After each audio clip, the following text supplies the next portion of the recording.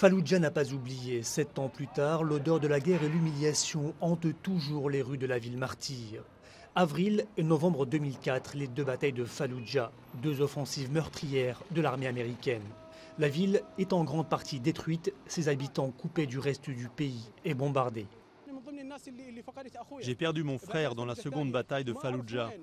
Je ne sais pas qui l'a enterré et où. Il y a des centaines de familles qui ont subi la même chose.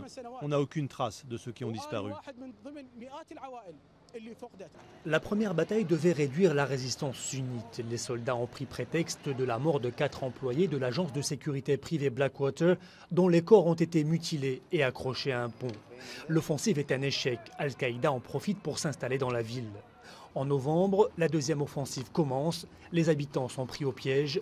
2000 civils et 140 soldats américains sont tués. Les habitants de Falloujah ont tenté de discuter avec les membres d'Al-Qaïda pour leur demander de quitter la ville. Ils n'ont pas réussi et la bataille a commencé. Le calme revenu, la reconstruction commence avec l'appui des États-Unis, mais la rancœur contre l'armée américaine est toujours aussi forte. Ils ont introduit la violence et la terreur ici. Aujourd'hui, là où les enfants s'amusent le plus, c'est quand ils jouent aux Américains avec des pistolets. C'est ça l'impact psychologique qu'ils ont laissé. Ils ont créé une génération agressive qui ne pense qu'à une chose, tuer.